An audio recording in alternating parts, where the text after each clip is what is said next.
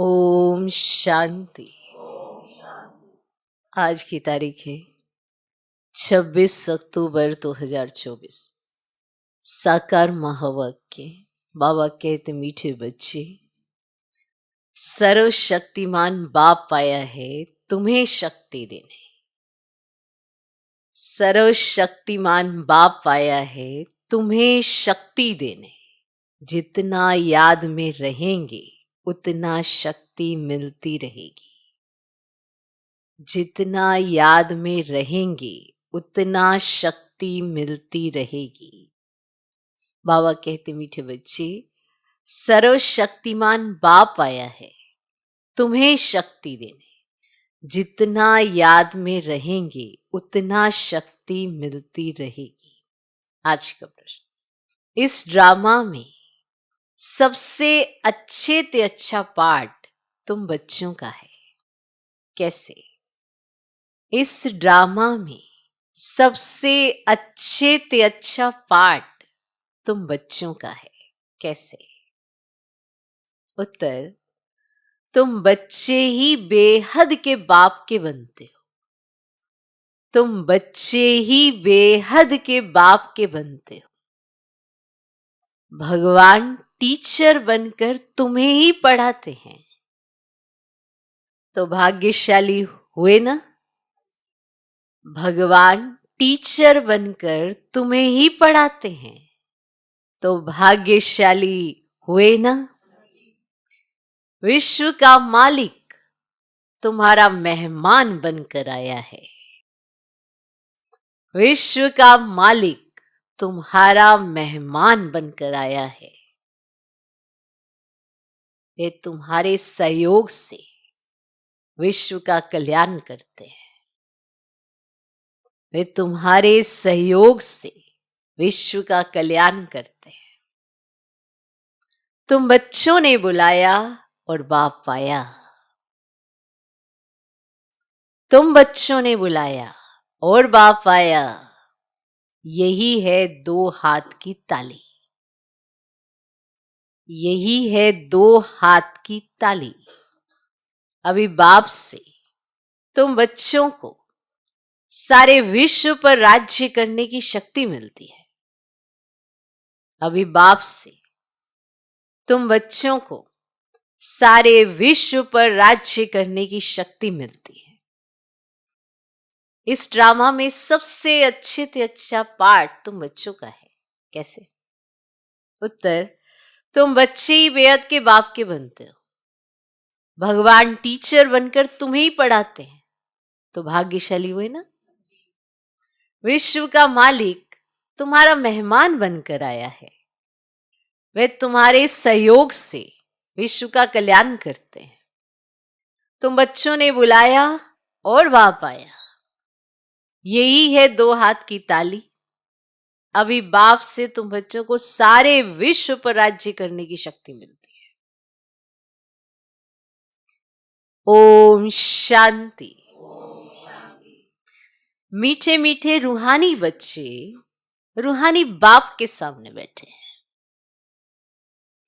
शिक्षक के सामने भी बैठे हैं और ये भी जानते हैं कि ये बाबा गुरु के रूप में आए हैं हम बच्चों को ले जाने। बाप भी कहते हैं, हे रूहानी बच्चों, मैं आया हूं तुमको यहां से ले जाने। ये पुरानी दुनिया बन गई है और ये भी जानते हो कि ये दुनिया छीछी है। जानते हो ना ये बात? तुम बच्चे भी छीछी बन गए हो। अपने को आप ही कहते हो पतित पावन बाबा, आकर हम पतितों को इस दुख धाम से शांति धाम में ले जाओ। कहते हो ना ऐसे? अभी तुम यहां बैठे रहते हो तो ये दिल में आना चाहिए।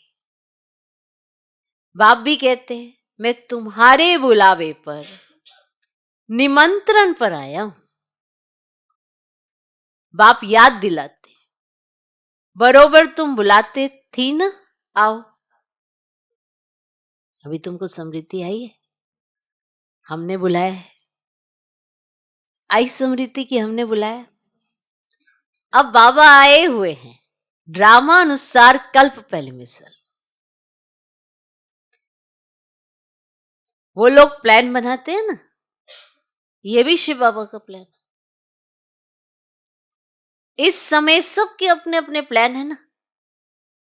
5000 वर्ष का प्लान बनाते हैं, उसमें ये करेंगे।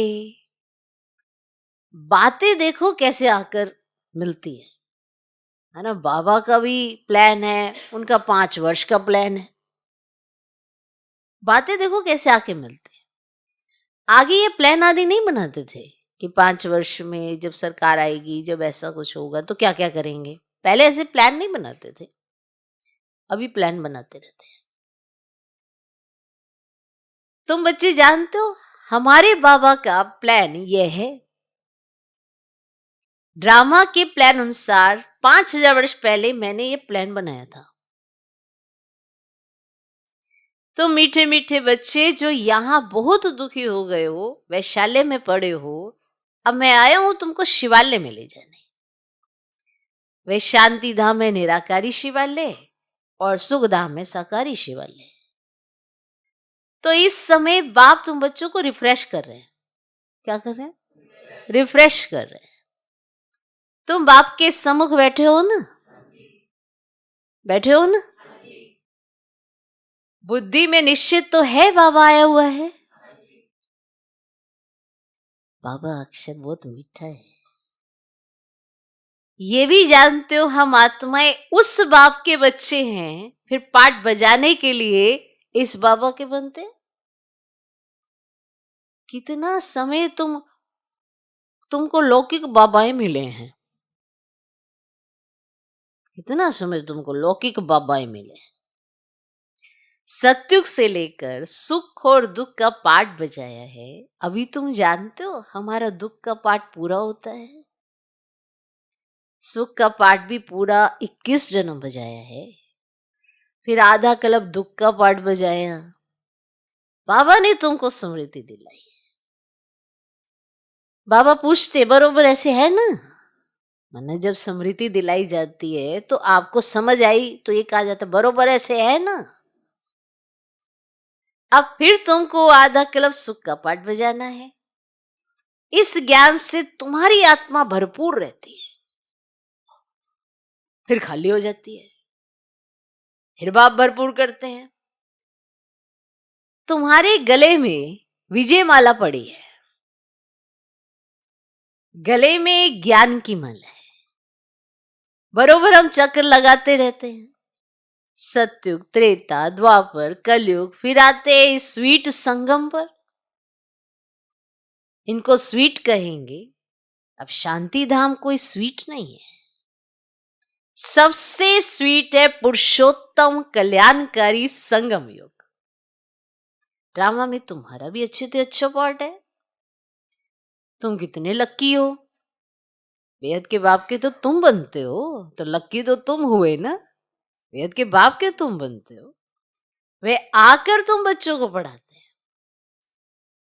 कितनी ऊंच, कितनी सहज पढ़ाई है। कितना तुम धनवान बनते हो, इसमें कोई मेहनत नहीं करनी पड़ती। डॉक्टर, इंजीनियर आदि कितनी मेहनत करते हैं ना, इसमें कोई मेहनत नहीं लगती है। बाबा के बन गए, बाबा के हो गए, सब कुछ बाबा का, इसमें कोई मेहनत नहीं लगती। लेकिन डॉक्टर इंजीनियर बनने में उसमें तो मेहनत लगती है। तुमको तो वर्षा मिलता है। बाप की कमाई पर बच्चे का हक होता है ना। तुम ये पढ़कर 21 जन्मों की सच्ची कमाई करते हो। वहां तुमको कोई घाटा नहीं पड़ता है। जो बाप को याद करना पड़े, इनको ही अजब अजाब कहा जाता है ना। ये सारी बातें स्मृति में आना, खुशी फील करना, ये अनुभव करना, यही अजब अजाब है। तुम जानते हो बाबा आया हुआ है। ये क्यों बाबा को बार बार पूछना पड़ता है? क्योंकि सब वापस देह में आ जाते हैं तो बाबा दिखाई थोड़ा देता है, देह नजर आती है। इसीलिए बाबा बीच बीच में बार बार बार बार बार बार यही पूछते हैं। तुम जानते हो ना बाबा आया हुआ है। बाप भी कहते मैं आया हूं, दोनों हाथ की ताली बजेगी ना। बाप कहते मुझे याद करो तो जन्म जन्मांतर के पाप भस्म हो जाए। 5 विकार रूपी रावण ने तुमको पाप आत्मा बनाया है, फिर पुण्य आत्मा भी बनना है, ये बुद्धि में आना चाहिए। हम यहाँ पुण्य आत्मा बनने आए, ना कि वापिस से पाप आत्मा। इसलिए पाप करते हुए 100 बार 1000 बार सोचना चाहिए। ऐसे ऐसे पाप होते, कई सोचते हम ब्राह्मण बन गए, पवित्र रह रहे, बस हो गया। फिर 5 विकार क्यों कहे, एक ही विकार की बात हो जाती ना।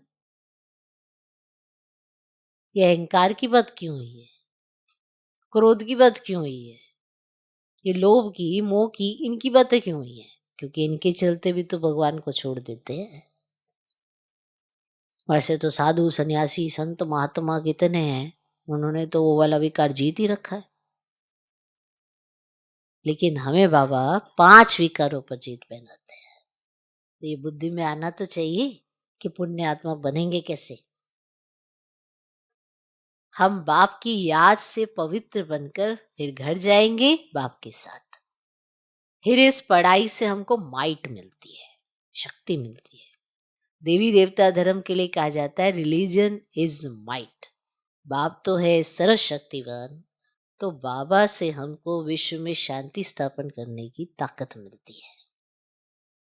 वे बादशाही हमसे कोई छीन ना सके, इतनी ताकत मिलती है। राजाओं के हाथ में देखो कितनी ताकत आ जाती है, कितना उनसे डरते हैं। एक राजा की कितनी प्रजा लश्कर आदि होता है, परंतु वह अल्पकाल की ताकत, और यह फिर है 21 जन्मों की ताकत। अभी तुम जानते हो हमको सर्वशक्तिवान बाप से ताकत मिलती है विश्व पर राज्य करने की। लव तो रहता है ना, देवताएं प्रैक्टिकल में नहीं है तो भी कितना लव रहता है। भले देवताएं प्रैक्टिकल में नहीं है तो भी उनके चित्रों से कितना लव रहता है, कितना उनके लिए रिगार्ड रहता है कि नहीं रहता। तो सोचो जब सम्मुख होंगे तो प्रजा का कितना लव होगा। याद की यात्रा से ये सब तुम ताकत ले रहे हो कि इस तरह से वो ताकत आ सके, फिर उस ताकत से आप राज्य चला सके, सबका आपस में वो स्नेह रह सके। आजकल तो आर्टिफिशियल हो गया है ना, मतलब का। इसीलिए बाबा कहते याद की यात्रा से ये सब तुम ताकत ले रहे हो, ये बातें भूलो नहीं, भूलो नहीं। याद करते करते तुम बहुत ताकत वाले बन जाते हो। सर्वशक्तिवान और कोई को नहीं कहा जाता, सबको शक्ति मिलती है। इस समय कोई में शक्ति नहीं है, सब तमो प्रधान है। फिर सभी आत्माओं को एक से ही शक्ति मिल जाती है, फिर अपनी राजधानी में आकर अपना अपना पाठ बजाते हैं, अपना हिसाब किताब चुकतू कर फिर ऐसे ही नंबरवार शक्तिवान बनते हैं। पहले नंबर में है इन देवताओं में शक्ति। ये लक्ष्मी नारायण बरोबर सारे विश्व के मालिक थे ना। तुम्हारी बुद्धि में सारा सृष्टि का चक्र है। जैसे तुम्हारी आत्मा में ये नॉलेज है, वैसे बाबा की आत्मा में भी सारी नॉलेज है। जैसे अभी सारी नॉलेज आपके अंदर आ गई है कि कैसे सृष्टि चक्र चलता है, कैसे सत्युग त्रेता आ गई ना, अब वॉश आउट तो नहीं हो सकती। तो परमात्मा के अंदर सब कुछ है ही है, सारी नॉलेज है। उन्होंने तो आपको दी तो आपके अंदर आ गई, इमर्ज हो गई, क्योंकि उनके अंदर है ही है। अभी तुमको ज्ञान दे रहे हैं। ड्रामा में पार्ट भरा हुआ है जो रिपीट होता रहता है, फिर वह पार्ट 5000 वर्ष के बाद रिपीट होगा। ये भी तुम बच्चे जानते हो। तुम सत्युग में राज्य करते हो ना, तो बाप रिटायर लाइफ में रहते हैं, उन्हें रिटायरमेंट पे चले जाते हैं। अच्छा, फिर कब स्टेज पर आते हैं? जब तुम दुखी होते हो, फिर अपनी वो रिटायरमेंट से आते हैं, अरे मेरे बच्चे दुखी हैं, तो फिर आते हैं तो इनको नॉलेज देते हैं, इनको समझ देते हैं, इनको सुखी बनाते हैं। इन्हें वो साधनों का सुख नहीं, इन्हें अतीन्द्रिय सुख दे देते हैं। देखो, उन्होंने आके सुख देना है अपने बच्चों को, पर वो सुख की दुनिया जब तक ना बनाए, आपको सदाकाल का सुख तो नहीं मिल सकता, तो वो आपको अतीन्द्रिय सुख दे देते हैं कि ये लो अतीन्द्रिय सुख। इसीलिए वो बार बार रिवाइज कराता है, तुम्हें पता है ना कि कौन आया हुआ है, क्योंकि हम ये भूल जाते हैं।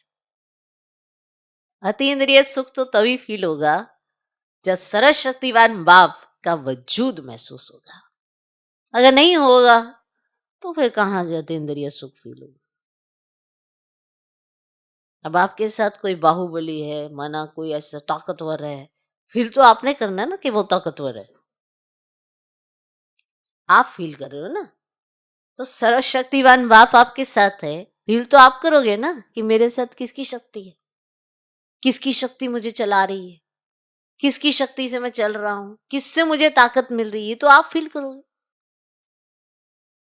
ये तो आपको फील करना है कि भगवान के साथ से मैं चल रहा हूं। इतनी तमो प्रधान, इतनी छीछी दुनिया होने के बावजूद भी मेरी बुद्धि सही हो रही है,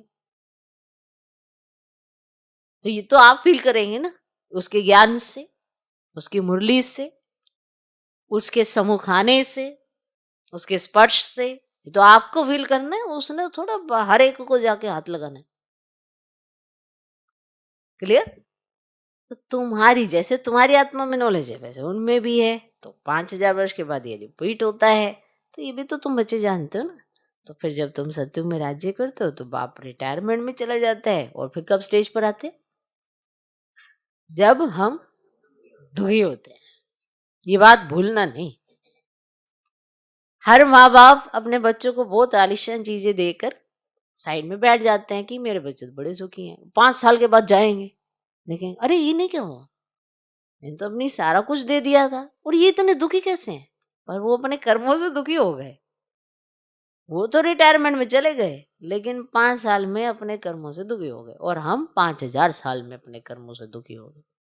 इसीलिए फिर उन्हें उतर के आना पड़ा। अच्छा अच्छा चलो मैं आता, कोई बात, बच्चे हैं ना उसके हम। तो तुम जानते हो उनके अंदर सारा रिकॉर्ड भरा हुआ है। कितनी छोटी आत्मा है, उनमें कितनी समझ रहती है। बाप आकर कितनी समझ देते हैं।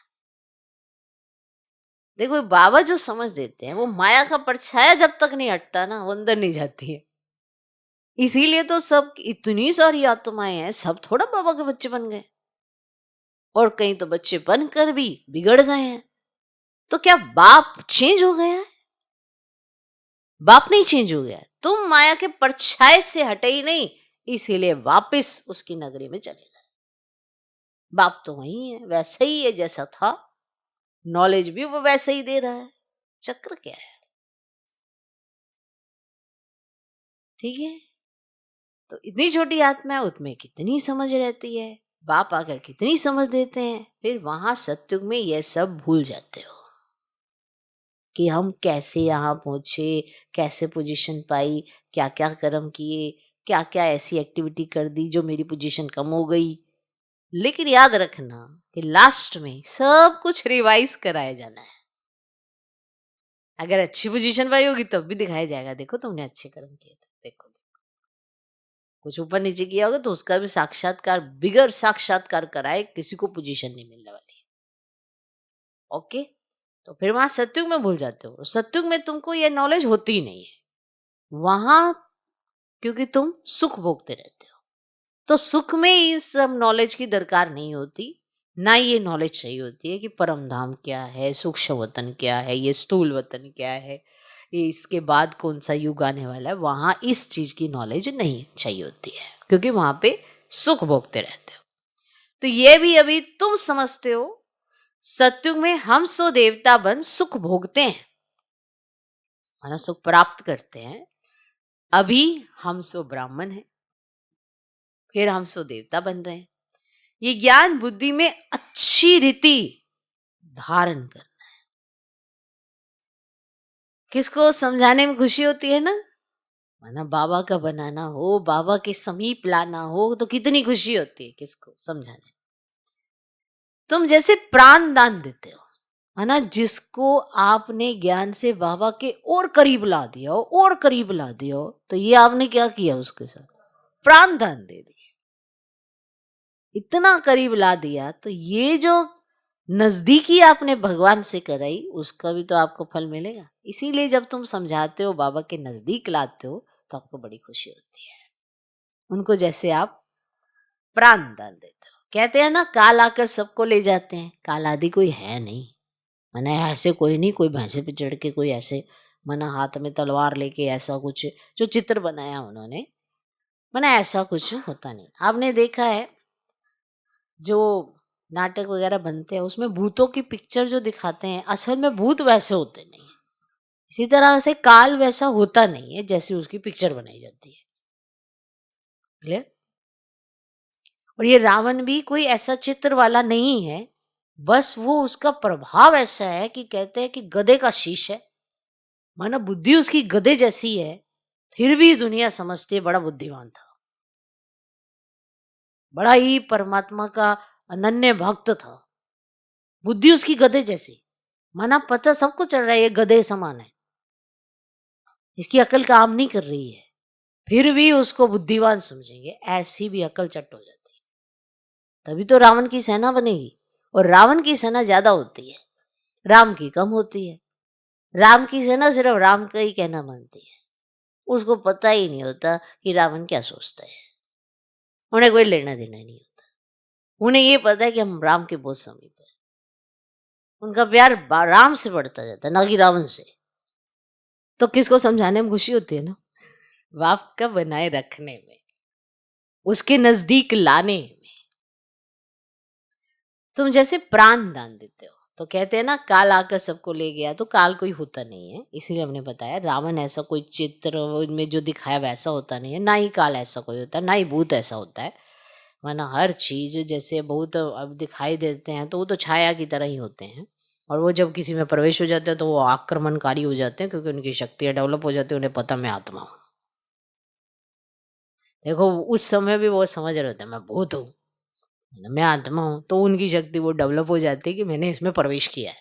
तो ये वाला ज्ञान आ जाने से भी उसकी शक्ति डेवलप हो जाती है, और हमारी शक्ति पॉजिटिव डेवलप होगी अगर ये शरीर में रहते आत्मा समझे। ये बहुत बड़ा राज है। तो काल आदि कुछ होता नहीं, ये तो बना बनाए ड्रामा है। आत्मा कहती है मैं एक शरीर छोड़ चला जाता हूँ, फिर दूसरा लेता हूँ। मुझे कोई काल नहीं खाता, आत्मा को फीलिंग आती है। आत्मा जब गर्भ में रहती है तो साक्षात्कार कर दुख भोगती है, उसको सब दिखाई देता है, मैंने क्या क्या किया, क्या क्या किया। अंदर सजा भोगती है, इसीलिए उनको कहा जाता है गर्भ जेल। सत्युग त्रेता में गर्भ महल इसलिए होता है क्योंकि वहां कोई सजा की फीलिंग नहीं होती है। बहुत अच्छा सा ऐसा महसूस, जैसे नींद होती है ना, और नींद में बहुत अच्छा रिलैक्सेशन, मन अच्छी सीन सीनरियां दिख रही हो तो कितना मजा आता है। मान लो आपको नींद में बहुत सत्यु की सीन सीनरियां दिख रही हो, तो आप जब सुबह उठोगे ना, आपके चेहरे पर स्माइल होगी, भले हल्की हल्की दिख रही थी पर मजा बड़ा आया। तो ऐसे ही वो गर्भ महल जो होता है उसमें कि मतलब एहसास जो होता है वो बड़ा सुखद होता है। और जो जेल होती है उसमें यही होता है, ये कढ़ाइयाँ शढ़ाइयाँ ये सब, ये मना तलना वलना, शरीर तले जा रहे हैं, ये हो रहा है, मार पिटाई हो रही है, किसी ने मार दिया, किसी ने काट दिया, ऐसा होता है। तो अंदर सजा भोगती है आत्मा, इसीलिए उसको गर्भ जेल कहते हैं। कितना ये वंडरफुल ड्रामा बना हुआ है। गर्भ जेल में सजाएं खाते अपना साक्षात्कार करते रहते हैं, मैंने ये किया, मैंने ये किया, सब दिखाई देता, सब। खेल ही ऐसा है, गर्भ जेल में सजाए खाते अपना साक्षात्कार करते रहते हैं। सजा क्यों मिली? साक्षात्कार तो कराएंगे ना, ये बेकायदे काम किया है, इनको दुख दिया है, ये बेकायदे काम किया आपने, इनको तुमने दुख दिया। वहां सब साक्षात्कार होते हैं, फिर भी बाहर आकर पाप आत्मा बन जाते हैं। सभी पाप भस्म कैसे हो गए? सो तो बच्चों को समझाया है, इस याद की यात्रा से और स्वदर्शन चक्र फिराने से तुम्हारे पाप कटते हैं। पाप तो होते रहते हैं ना। बाप कहते भी है मीठे मीठे स्वदर्शन चक्रधारी बच्चों, तुम 84 का ईशन चक्र फिराएंगे तो जन्म जन्मांतर के पाप कट जाएंगे। चक्र को भी याद करना है, किसने ये ज्ञान दिया उनको भी याद करना है। बाबा हमको स्वदर्शन चक्रधारी बना देते हैं, माना कौन ही आपको इतना ज्ञान दे रहा है? शिव बाबा। ये नहीं कि जिसने ज्ञान में लाया उसको भी याद करना। ज्ञान किसने दिया, ये नॉलेज किसने दी है, कौन है इस ज्ञान का सागर, उसको याद करना है। बाबा हमको स्वदर्शन चक्रधारी बना रहे हैं, बनाते तो हैं परंतु फिर रोज रोज नए आते हैं, फिर उनको रिफ्रेश करना पड़ता है। जैसे आपको तो बना रहे हैं, आपको सिखा रहे हैं, फिर कोई नया आ जाता है, फिर उसको रोज रोज समझाओ, फिर उसको रिफ्रेश करना होता है। तुमको सारा ज्ञान मिला है, अभी तुम जानते हो, हम यहाँ आए हैं पाठ बजाने, 84 का चक्र लगाया, अब फिर वापस जाना है। ऐसे चक्र फिराते रहते हो। आप जानते हैं बच्चे बहुत भूल जाते हैं, चक्र फिराने में कोई तकलीफ नहीं है, फुर्सत तो बहुत मिलती है। पिछाड़ी में तुम्हारी ये स्वदर्शन चक्रधारी की अवस्था रहेगी, तुमको ऐसा बनना है। सन्यासी लोग ये शिक्षा दे नहीं सकते, स्वदर्शन चक्र को खुद गुरु लोग ही जानते नहीं है। वे तो सिर्फ कहेंगे चलो गंगा जी पर, चलो गंगा जी पर।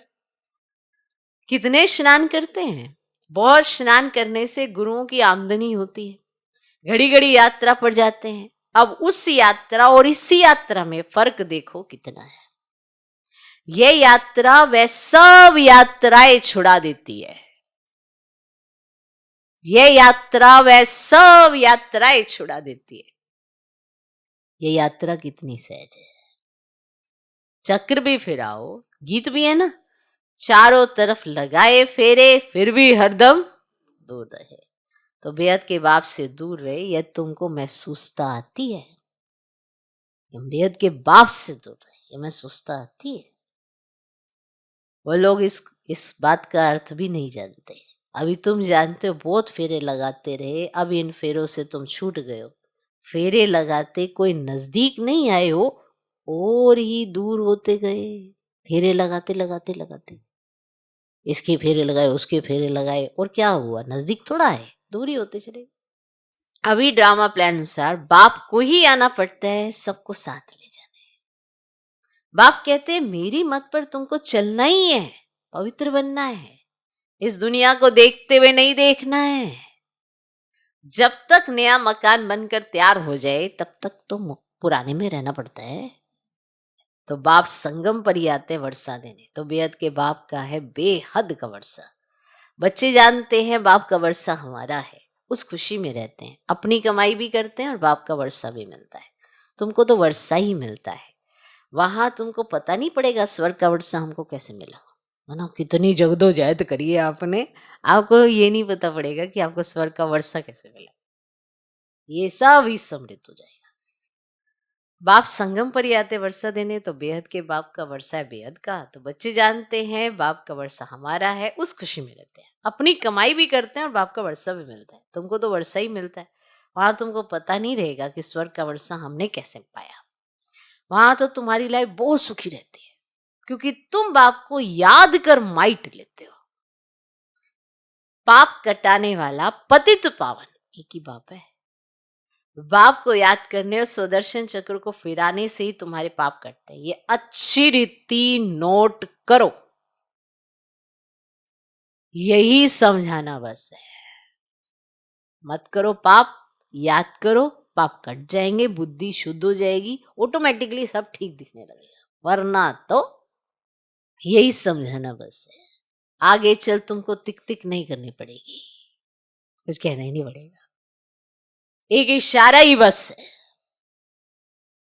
एक इशारे से ही सब कुछ साक्षात्कार होने लग जाना, सबको सबका दिख जाना। बेहद के बाप को याद करो तो तुम्हारे पाप कट जाएंगे। तुम नर से नारायण, नारी से लक्ष्मी बनने आते हो, और कोई की भी बुद्धि में ये बात नहीं आती। यहां तुम आते हो बुद्धि में है, हम जाते हैं बाप दादा के पास, उनसे नहीं दुनिया स्वर्ग का वर्षा लेने।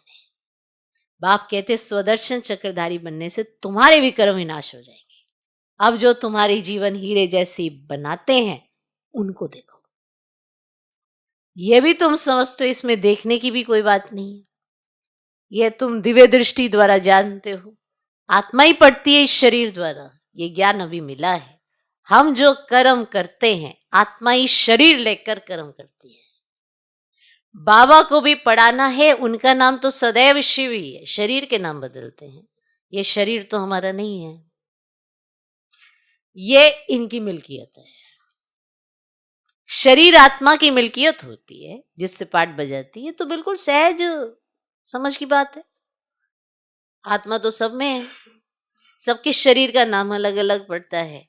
तो यह फिर है परम आत्मा, सुप्रीम आत्मा, ऊंचते ऊंच है। अभी तुम समझते हो भगवान तो एक है, क्रिएटर, बाकी सब है रचना पाठ बजाने वाले। यह भी जान गए हो कैसे आत्माएं आती हैं। पहले पहले आदि सनातन देवी देवता धर्म की आत्माएं होती है थोड़ी, फिर पिछाड़ी में लायक बनते हैं पहले आने के लिए। अब इतनी सारी आत्माएं यहाँ पे, लेकिन जिन्होंने पहले आना है यहाँ पे अब लायक बनना उन्होंने। ये सृष्टि चक्र की जैसे माला है जो फिरती रहती है, माला को तुम फिराते हो तो सब दानों का चक्र फिरता है ना। अब ऐसे करोगे तो सारे दाने घूमते हैं ना, ये एक दाने को पकड़ के आप घुमाए जा रहे हो माला। ये भी माला देखो, एक दाना घुमाओगे तो सारे दाने घूमते हैं। तो ये पूरे वर्ल्ड का चक्कर घूमता है कि कोई तुम ही घूमे जा रहे हो इधर से उधर, उधर से सारी समझ तुम्हें ही आ गई। सत्युग में भक्ति जरा भी नहीं होती। बाप ने समझाया है, हे आत्माएं माम एक कम याद करो, तुमको घर जरूर लौटना है, विनाश सामने खड़ा है, याद से पाप कटेंगे और फिर सजाएं खाने से भी छूट जाएंगे, मर्तबा भी अच्छा पाएंगे। नहीं तो सजाएं बहुत खानी पड़ेंगी। मैं तुम बच्चों के पास कितना अच्छा मेहमान हूं। मैं सारे विश्व को चेंज करता हूँ, पुराने विश्व को नया विश्व बना देता हूँ। तुम भी जानते हो बाबा कल्प कल्प आकर विश्व को चेंज कर पुराने विश्व को नया बना देते हैं। वह विश्व नए से पुरानी, पुरानी से नई होती है ना। तुम इस समय चक्र फिराते रहते हो। बाप की बुद्धि में ज्ञान है, वर्णन करते हैं, तुम्हारी बुद्धि में भी है चक्र कैसे फिरता है। तुम जानते हो बाबा आया हुआ है, उनकी श्रीमत पर हम पावन बनते, याद से पावन बनते जाएंगे, फिर उच्च पद पाएंगे। पुरुषार्थ भी कराना जरूरी है। पुरुषार्थ कराने के लिए कितने चित्र आदि बनाते हैं, जो आते हैं उनको तुम 84 के चक्र पर समझाते हो। बाप को याद करने से तुम पति से पावन बन जाएंगे। अच्छा, मीठे मीठे सिकिलधे बच्चों प्रति माता पिता बाप दादा का याद प्यार और गुड मॉर्निंग। रूहानी बाप की रूहानी बच्चों को नमस्ते, रूहानी बच्चों की भी रूहानी बाप को नमस्ते नमस्ते नमस्ते। Good morning good morning good morning. धारणा के लिए मुख्य सर पहला पॉइंट, ज्ञान को बुद्धि में अच्छी रीति धारण कर अनेक आत्माओं को प्राण दान देना है। बाप के समीप लाना मेहनत तो लगती है भाई, बहुत मेहनत लगती है। ऐसे तो किसी को भी भगवान से प्यार नहीं है आज की डेट में, सारों को साइंस से प्यार है, सारों को चमत्कार से प्यार है। तो ज्ञान को बुद्धि में अच्छी रीति धारण कर अनेक आत्माओं को प्राण दान देना है, स्वदर्शन चक्रधारी बनना है। दूसरा पॉइंट, इस स्वीट संगम पर अपनी कमाई के साथ साथ बाप की श्रीमत पर चल पूरा वर्षा लेना है। अपनी लाइफ सदा सुखी बनानी है। आज का वरदान, सर्व वरदानों को समय पर कार्य में लगाकर फलीभूत बनाने वाले फल स्वरूप भव। सर्व वरदानों को समय पर कार्य में लगाकर फलीभूत बनाने वाले फल स्वरूप भव। बाप दादा द्वारा समय प्रति समय जो भी वरदान मिले उन्हें समय पर कार्य में लगाओ। सिर्फ वरदान सुनकर खुश नहीं हो जाओ कि आज बहुत अच्छा वरदान मिला। वरदान को काम में लगाने से वरदान कायम रहते हैं। वरदान तो अविनाशी बाप के हैं। लेकिन उससे फलीभूत करना है। बाबा ने आपको वरदान दिए हैं, लेकिन फलीभूत तो आपको करना होगा ना। वरदान तो आपके पास आ गया। इसलिए कई बार हमने सुना है कि वो जैसे वो दिखाते हैं ना नाटक में, राक्षस ने ऐसे वरदान ले लिया ब्रह्मा जी से, वरदान ले लिया शंकर जी से, तो वरदान लेकर उन राक्षसों को वरदान याद रहता था। आपने जितने भी सीरियल देखे होंगे, असुर एक बार हल्का सा भी वरदान लेके सारा मन अगड़म बगड़म छगड़म मचा के उन्हें वरदान कह देना, देखो महादेव से मैंने वरदान लिया। और फिर इंद्र जी आए, अरे महादेव जी आपने कैसा वरदान दे दिया, वो तो मेरा वो ले लेगा तख्त। तो वो कैसे ले लेगा तख्त, तुमको भी तो एक वरदान मिला हुआ है। तो असुर कैसे अपना एक छोटा सा कोई भी पॉइंट पकड़ेंगे और अपने आप को सेट कर लेंगे। तो वरदान तो अविनाशी बाप के हैं, इसलिए उसे फलीभूत करना है। इसके लिए वरदान को बार बार समृद्धि का पानी दो, वरदान के स्वरूप में स्थित होने की धूप दो, तो वरदानों के फल स्वरूप बन जाएंगे। आज का श्लोक, विशेषताएं प्रभु प्रसाद है। जब हम बाबा के बनते हैं ना, तो हमारे अंदर बहुत सारी विशेषताएं आती हैं। तो वो एक प्रसाद की तरह है, उन्हें सेवा में लगाओ, बांटो और बढ़ाओ।